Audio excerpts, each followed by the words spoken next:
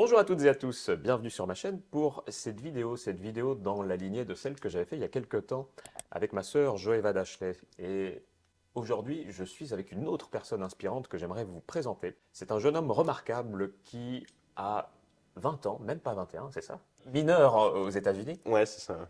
eh bien, a déjà levé des millions de dollars pour un projet incroyable, un projet ambitieux de construction de fusées spatiales, des fusées de transport d'humains et de marchandises, hein. Ouais. Donc jusqu'à 20 personnes par fusée. Et voilà, j'avais envie de vous le présenter, j'avais envie aussi qu'on aborde un petit peu sa philosophie, sa pensée, sa vision du monde derrière ce projet, et d'en discuter tranquillement, les yeux dans les yeux. Alors, pour l'occasion, vous ne le voyez peut-être pas à la vidéo, mais nous sommes aux États-Unis, nous sommes à Los Angeles, voilà, au South Fairfax Avenue, et je vous présente Enzo Blaise, le CEO de H-Star. Alors, Enzo, j'ai un petit rituel à chaque fois que j'invite quelqu'un sur ma chaîne YouTube, c'est de commencer par raconter un souvenir, un super souvenir. Ça peut être celui de ton choix, voilà, le premier qui te vient à l'esprit. Ouais. Mais voilà. Ok. Bon, alors déjà, bonjour à tous. Euh, pour l'histoire, on est en vacances à Los Angeles pendant une semaine. Il y a un observatoire à LA qui s'appelle le Griffith. Et on avait une vue super où on se retrouvait avec plein d'amis. Et j'avais vraiment un super souvenir Hmm. de cette vue parce qu'on voyait justement, on racontait plein d'histoires sur la civilisation. Et j'ai trouvé ça super inspirant. Et on parlait du futur dans l'espace et le futur de l'humain. Et c'est un super souvenir que j'ai avec toi. Et c'est arrivé hier, donc il y a 2 jours. Il y a 2 jours, ouais. Avec un beau coucher de soleil en plus. Super coucher de soleil. Sur toute la ville qui Ouais. commençait à s'illuminer au fur et à mesure que la pénombre s'installait. Donc vraiment, ouais. Ouais, un très beau souvenir. Je valide. Et toi, un souvenir?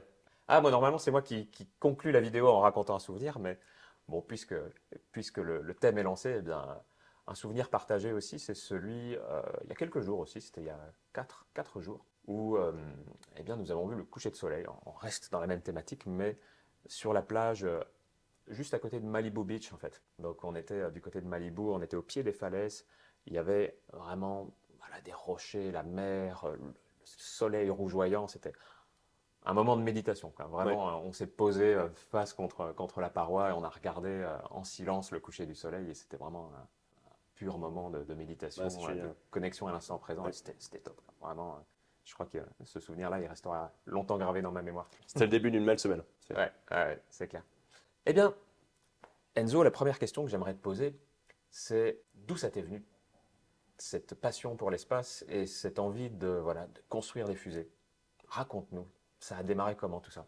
Ouais, bah, déjà, je dirais merci YouTube, parce que j'étais toujours passionné par les hélicoptères et les avions, mais pas vraiment par l'espace et les fusées. Quand j'avais 15 ans et demi, je scrollais aléatoirement sur YouTube et je suis tombé sur un mec qui s'appelle Joe Barnard, qui avait une chaîne YouTube à l'époque qui s'appelait BPS Space et qui construisait des petites fusées dans son jardin. Et en fait, ce gars-là, il a une histoire assez inspirante, c'est qu'il avait un background en musique et il connaissait rien pareil sur les fusées. Et puis il a été inspiré par SpaceX. C'était un self-taught, c'était un autodidacte. Il a appris l'ingénierie aérospatiale en lisant des centaines de livres par lui-même et des cours en ligne. Et il a réussi à rendre ces petites fusées un peu réutilisables, comme SpaceX.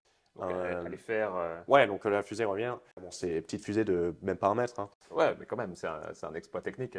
Ouais. Et le mec a mis 7 ans, quoi, tu vois. Ouais. Bref, je suis tombé sur ce cas-là quand j'avais 15 ans et demi. Et donc, je me suis dit, c'est ce que je veux faire. Et je trouvais ça La juste. révélation, quoi. C'est une révélation, ouais. C'était vraiment le déclic pour moi. Et donc, ce gars-là, il recommandait plein de livres, en fait. Je faisais beaucoup de golf à l'époque. Ouais. J'ai arrêté le golf à cause de ça. Personne n'avait compris dans mon entourage au début. Il est fou. Ouais, Qu'est-ce qui il est lui fou. arrive? Bon, à l'époque, j'ai pas d'argent, donc j'ai jamais fait de fusée dans mon jardin. Et bref, et en fait, du coup, j'ai toujours eu pour rêve d'aller dans l'espace et Ouais, d'envoyer des gens dans l'espace, de bosser sur des fusées grosses, plus grosses que ça ouais. et avancer. Et donc, j'étais super inspiré par SpaceX aussi. Et en fait, je me suis dit, ok, bon, j'arrive à 18 ans, est-ce que je vais je vais faire mes études et je vais bosser pour l'agence européenne Ouais, ok. spatiale, ou alors Ouais, je vais bosser pour SpaceX. Mais je peux pas bosser pour SpaceX parce que je suis pas américain. ouais. Et ça, c'est une grosse discrimination qui est dans l'industrie spatiale. Et en fait, j'avais un visa grâce à un membre de ma famille jusqu'à mes 21 ans. Et à l'époque, bon, il y a eu aussi un deuxième déclic. Je réalisais vraiment qu'un super projet, ça pouvait lever des fonds. Du coup, je suis parti au States. J'ai pas voulu attendre 30 ans ou Ouais. ne pas faire ça parce que j'ai étudié comme un malade mental. Et pourquoi le choix des States, justement? En fait, les meilleurs talents sont là-bas. D'accord. L'argent est là-bas. Et en fait, je suis parti, j'avais plus de livres que que d'argent ou d'habits sur moi. Je connaissais personne à l'époque, donc je suis parti à Houston. Donc, t'es vraiment venu comme ça tout seul, quoi. Ouais. Mm. Maintenant, je me rends compte à quel point j'étais fou. Je me rendais pas compte à l'époque, mais bon. Je suis resté 6 mois à Houston parce que je voulais faire des contacts, etc. Et puis, je pensais que Houston, c'était vraiment l'endroit principal, mais Ouais. je connaissais pas Los Angeles encore. Et donc, je passais 22 milliards d'appels par jour Mm. pour apprendre des experts, les rencontrer, networker un peu, et essayer d'arriver avec des meilleures approches. Au bout de 6 mois, je suis arrivé, en fait, j'avais un business plan, une sorte de business plan, un truc à 15 pages où j'arrivais avec des meilleures approches, des trucs assez innovants, j'essayais de trouver des innovations. Et donc, je suis parti à Los Angeles avec ça, avec un mec que j'avais rencontré qui est devenu un mentor, en fait, un mec Ouais. qui était directeur des supply chain et des procurements Tesla et SpaceX. Et en fait, je suis tombé amoureux de la personnalité du gars, de son leadership. Ce gars-là, il m'a apporté beaucoup de crédibilité. Et puis ensuite, on a scalé la team et on a une team de 20 personnes maintenant. Et donc, tu t'es associé avec cet homme-là, c'est ça? Oui. Donc, vous êtes tous les deux les cofondateurs et les CEO, comment on dit en France, PDG, hein, PG, c'est ça? ouais. C'est un directeur de la boîte. D'accord. Donc, on a 3 directeurs. Ah oui, Donc, c'est lui, c'est la première personne que j'ai rencontrée à Los Angeles. Grâce à lui aussi, j'ai rencontré plein de personnes qui sont venus dans l'équipe. Un autre board member, un des directeurs de la boîte, était vice-président chez SpaceX, c'était le lancement des opérations et des missions. Ouais. Et ce gars-là m'a introduit au cofondateur actuel de la boîte, qui était un ingénieur de SpaceX de la capsule, Dragon. Je reviens juste sur ton arrivée aux États-Unis, parce que je trouve ça assez fascinant quand même, Ouais. ce jeune gars de 19 ans, enfin même pas, tu dis que c'était la veille de tes 19 ans, Ouais. qui débarque dans un pays que tu connais juste un tout petit peu en fait, tu y as vécu, mais t'es pas au même endroit, enfin tu connais personne, t'es vraiment seul. Ouais. Et la question que beaucoup de gens pourraient se poser là, c'est comment il a eu le courage de faire ça en fait? J'ai vraiment pris pour mission, je me suis vraiment considéré en tant que volontaire de la société et de la civilisation. J'ai très vite réalisé que ça valait le coup de prendre des risques Ouais, ouais. et d'essayer de faire des grandes choses et pas de. La vie est trop courte pour pas faire Ouais. des choses grandioses. Ouais, et ça rejoint une des vidéos que j'ai fait sur ma chaîne, les 4 secrets du bonheur, où je dis que l'un des secrets du bonheur, c'est de s'inscrire dans quelque chose de plus grand que soi, quelque chose qui nous dépasse. Donc, est-ce que tu penses que c'est ça en fait? Totalement. Ouais. C'est la chose qui inspire le plus les gens que je recrute dans mon équipe et qu'on a recruté. Ouais. C'est faire partie de quelque chose qui est plus grand que soi. Ouais, ouais. Oui, parce que tu m'as déjà dit, moi, le fric, ça m'intéresse pas, la notoriété, ça m'intéresse pas. Ce que je veux, c'est vraiment contribuer à améliorer l'humanité, quoi. Oui. Donc, ça, c'est vraiment une motivation qui est exceptionnelle, quoi. En fait, la destination est super importante, Ouais. mais aussi le chemin, expérimenter tout ça avec des amis aussi, des gens que j'aime, est quelque chose qui est dinguissime. Oui, puis j'ai l'impression, à ce que tu me racontes, que vous êtes extrêmement soudés dans votre équipe et qu'il y a vraiment. Ouais. On a l'impression que c'est plus une team d'amis que de collègues, Ouais, presque. ça. À la base, en tout cas. Ouais, on aime prendre l'analogie des Blues Brothers, Ouais. le film. On ramène la bande ensemble. Et en fait, à chaque fois, en fait, c'est que sont été des leaders dans les plus grosses boîtes ici. Ça a créé une équipe de dingue parce on a juste des gens géniaux Mm. humainement. Quoi. Ouais, c'est super ça, c'est Ouais. vraiment super. Et elles vont servir à quoi les fusées de H-Star? Déjà, le but final, avant de dire ce qu'elles vont faire, c'est d'aider dans cette, c'est pas je dirais pas une course, mais c'est dans cette nouvelle révolution industrielle. Des milliers de boîtes commencent à participer, plein de pays. On a 3 marchés principaux. En fait, premièrement, c'est la livraison des satellites. Mhm. Deuxièmement, c'est le passenger travel, c'est le voyage des passagers Ouais, à vol habité. ouais. Et troisièmement, c'est le transportation de marchandises. Donc en fait, au lieu d'avoir plusieurs configurations en fait, de fusées pour faire une mission à chaque fois, on va avoir une architecture flexible à l'intérieur de la fusée où on va pouvoir faire toutes ces missions en même temps avec la même technologie. C'est des fusées il y a 2 étages en fait, des fusées qui sont rapidement et entièrement réutilisables. Mm. On ne fait pas de débris en fait dans l'espace, Ouais. qui peuvent envoyer 50 tonnes de charge lourde en orbite. Ouais. Donc c'est des grosses fusées. Dans d'autres missions, ça va être des modules à 20 passagers. Donc en fait, on va envoyer 20 personnes dans l'espace, que ce soit vers la Lune, en orbite, des vols suborbitaux aussi, ou alors vers les stations spatiales. Et en quoi ce projet-là peut améliorer l'humanité? On a une vision vachement internationale. Toutes les boîtes de fusion sont soit américaines, soit sont juste nationales. On va commencer aux États-Unis, mais vraiment la vision de la boîte, c'est une coopération globale. Ça serait très triste d'avoir une civilisation dans le futur qui qui voyage au travers de l'univers avec plusieurs drapeaux. Et avoir un drapeau qui représente la Terre ou l'humain, c'est quelque chose qui est nécessaire pour la survie de l'humanité. Donc on a ce principe-là, c'est créer ce genre de drapeau terrien. Ouais. Il y a beaucoup de change derrière tout ça. C'est pour Ça ça me qu'on rappelle un peu Star Trek, tout ça. Très Star Trek. Très Star Trek.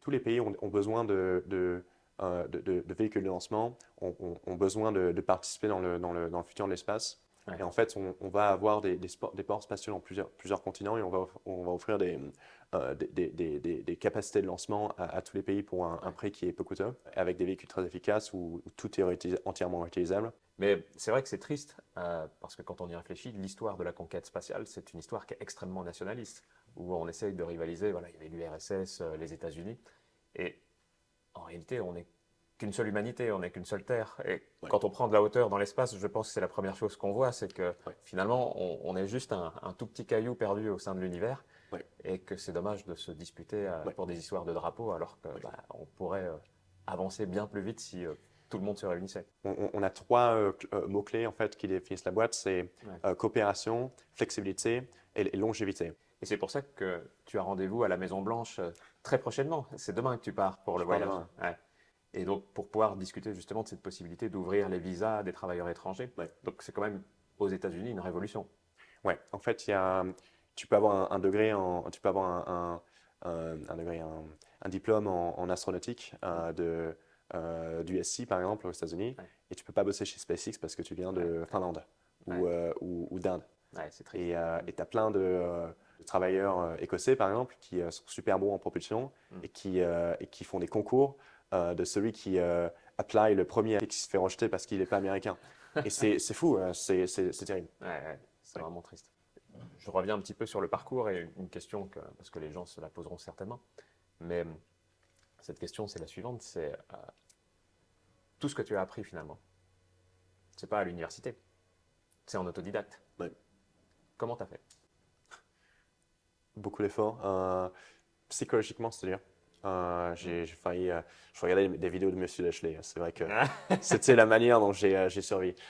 Non, c'est vrai en plus. Je jure que C'est comme vrai. ça qu'on s'est rencontrés. C'est comme ça qu'on s'est rencontrés. Tu m'as écrit sur Instagram en disant cette vidéo pour mieux dormir, elle est top. Je sais plus exactement ce que tu as écrit, mais Ouais, en fait, bon, je passais plus de 2 ans dans ma chambre enfermée Ouais. et je faisais quelque chose qui s'appelait le sommeil polyphasique où je dormais 2 heures par jour. Ouais. Et en fait, beaucoup de cours en ligne, beaucoup de livres, Ouais. beaucoup de practice aussi, et beaucoup de ce qui m'a permis d'évoluer le plus rapidement, avoir un entourage qui était extrêmement bien structuré, des meilleures personnes de l'industrie qui me guidaient et qui me disaient, en fait, ils savaient exactement ce qu'il faut que j'apprenne et ce qu'il ne faut pas que j'apprenne. Par rapport, ils me donnent une sorte de roadmap d'apprentissage. Derrière moi, j'avais cette vision de création. Je voulais être un inventeur. Ouais.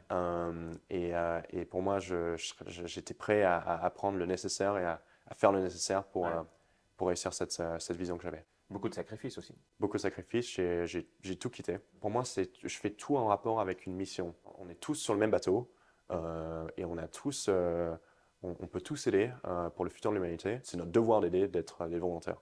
Et tu parles d'intuition et justement j'aborde un aspect qui me paraît intéressant dans ta personnalité, c'est cet aspect assez spirituel finalement, qui peut paraître paradoxal parce qu'on pourrait se dire, voilà, il travaille dans l'aérospatial, c'est quelqu'un qui va être extrêmement cartésien, extrêmement scientifique. Or, justement, il y a beaucoup de place à l'intuition, il y a beaucoup de place justement à ces synchronicités, etc., etc. Donc, comment est-ce que tu vois les choses de ton point de vue et de façon plus spirituelle en fait? En fait, j'attacherai en aucun cas les choses à la chance, ma chance. On en parlait l'autre jour. Ouais. On a eu une grosse discussion pendant toute une soirée sur la notion de chance et de malchance. Ouais. Et pour moi, c'est plus une certaine ouverture d'esprit. Et en fait, j'essaie vraiment de questionner tout ce que j'ai appris et vraiment de savoir si c'est vrai ou non, quoi. Et en fait, je fais juste mon mieux pour essayer d'accomplir les choses. Et en fait, il y a des choses qui se manifestent parce que j'y crois dur comme fer. J'essaie de ne pas penser négatif quoi qu'il arrive. Et juste de m'entourer des bonnes personnes, de faire les actions nécessaires et de penser positif. Et les choses arrivent dans mon sens, c'est assez fou. Ouais. Même notre rencontre, elle est assez folle finalement. C'est folle. Voilà, parce que tu écoutes mes audios d'hypnose sur YouTube, Ouais, tu me contactes sur Instagram, et quelques mois après, je suis là à aller chez ouais. toi. Mais ça, c'est toi et ta spontanéité. Bien sûr, bien sûr. C'est ta personnalité aussi. Mais Et parce ouais, que moi, je me souviens, tu m'envoies les premiers messages, et on échange, je te demande qu'est-ce que tu fais dans la vie, et tu me racontes, bah, je suis sur un projet de construction de fusée spatiale. Je me suis renseigné un petit peu, je suis allé voir sur LinkedIn, j'ai été voir là, les ok. différents contacts qu'il y avait autour de toi, et je me suis dit, bah non, non, il est sérieux ce mec. Ouais. Et ça m'a donné envie d'en savoir plus. Je me suis dit, un gars si jeune qui est en Mm. train de mener un projet si ambitieux, c'est passionnant. C'est passionnant. En plus, moi, voilà, ça me passionne, l'espace, toutes ces questions-là. Donc, très heureux d'avoir eu cette spontanéité et d'avoir décidé de venir te rencontrer, parce qu'en plus, on a passé une semaine exceptionnelle. Ouais. J'admire beaucoup les gens bah, comme toi et chaque personne qui essaie d'aider les gens à grandir. C'est pour ça que j'admire beaucoup ton travail, parce qu'il y a beaucoup de gens qui te regardent aussi, et il y a beaucoup de gens qui ont des problèmes. En fait, t'as une écoute qui est assez exceptionnelle, et tu as une empathie, tu essayes d'avoir des pensées critiques aussi. T'es un super mec, quoi. Et les gens, ils sont chanceux de t'avoir. Merci, mais je pense que l'humanité a la chance d'avoir des gens comme toi aussi, parce que c'est ce genre de personnalité avec la flamme, avec la passion, qui fait avancer les choses. J'aimerais beaucoup un jour aller sur Mars Mm. et juste prendre envoyer une photo aux gens qui m'ont dit que j'étais sur une autre planète, Ouais, c'est clair. littéralement, tu sais. Ouais, ouais, ouais. Donc, si tu as un conseil justement que tu aimerais partager avec les gens qui nous regardent, euh, quel qu'il soit en fait, ce serait lequel? Je pense que c'est savoir s'écouter Mm. et savoir bien s'entourer. C'est vraiment écouter son cœur, quoi. Ouais. Donc vraiment l'entourage et l'objectif. Ouais, c'est un travail sur soi-même, je trouve. Mm. C'est un bon travail sur soi-même. C'est tellement dur de s'asseoir et de se demander qu'est-ce qu'on veut vraiment et de prendre les actions nécessaires pour arriver à faire ce genre de choses parce qu'il y a plusieurs levels de volonté Ouais. et arriver à la volonté extrême, c'est compliqué. Mm. Mais c'est possible. Comment tu vois l'humanité dans un siècle? Moi, je vais parler hein, dans mon domaine Ouais. spatial, c'est qu'il y aura beaucoup de constellations de satellites, il y aura des infrastructures dans l'espace, Mm. des hôtels dans l'espace, Ouais. des space hotels, des boîtes qui ont sauvé des milliards de dollars, qui sont déjà opérationnelles. Déjà dans 5-7 ans, ça va arriver, 5 à Ouais. 7 ans. Avoir un accès à l'espace qui est vraiment beaucoup plus gros que celui qui est présent. Un futur très excitant. Il y a cette fenêtre d'opportunité, il ne faut pas la louper.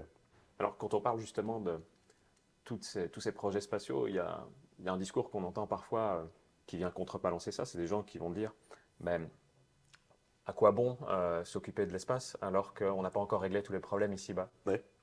Qu'est-ce que tu répondrais à ces personnes? À certains degrés, c'est vrai, mais il y a beaucoup de points qui rendent la chose fausse, dans le sens où, alors déjà, les données, grâce aux satellites, on peut énormément améliorer l'agriculture, suivre de proche le changement climatique. Plus on envoie de gens dans l'espace, plus il y a de jobs qui se créent. Mm. C'est pas juste des milliardaires qui vont dans l'espace et de l'argent qui mole. Ouais, à mon sens, en tout cas, la façon dont je vois les choses, Ouais, euh, le premier intérêt philosophique de la chose, c'est vraiment cette idée que, en prenant de la hauteur, on se rend compte qu'il n'y a qu'une seule humanité, en fait, et que toutes les divergences qui pourrissent les sociétés au quotidien, ouais. euh, c'est rien du tout de ce point de vue, de cette hauteur-là, en fait. Ouais, il faudrait envoyer des politiciens dans l'espace. Ouais. C'est clair, c'est clair. Ça leur ferait le Ça, plus grand bien, je pense. ouais. C'est clair. L'hypnose dans tout ça. Comment est-ce que tu perçois l'hypnose? Comment est-ce que tu en es venu à ça, aux audios d'hypnose? En fait, j'avais beaucoup de mal à dormir. J'étais très stressé. Le seul truc qui me calmait, c'était un peu de musique pour dormir ou alors l'hypnose. J'étais tellement. Je baignais dans une sueur de stress tous les soirs.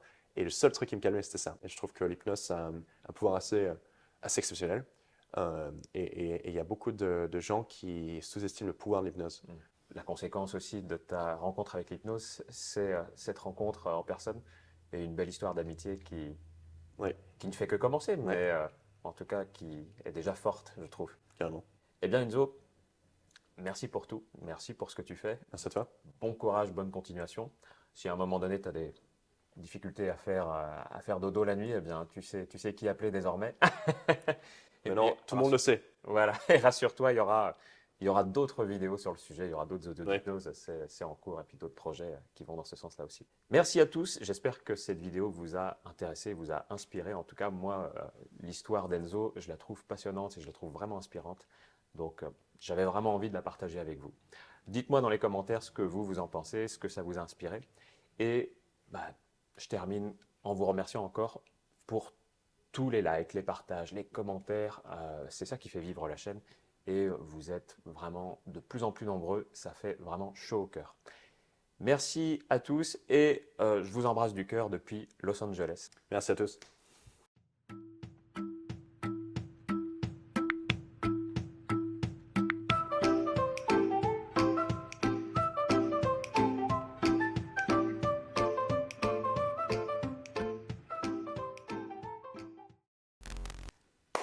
Bonjour à toutes et à tous. Pardon, excuse-moi. Je suis désolé. Voilà. On fera un bêtisier. Je sais pas comment. Le monteur, c'est la personne la plus extraordinaire du monde. Si tu arrives à. C'est fou. Attends, tu veux recommencer ça? Je recommence ça. Et moi je me dis, ouais, moi je suis la reine d'Angleterre.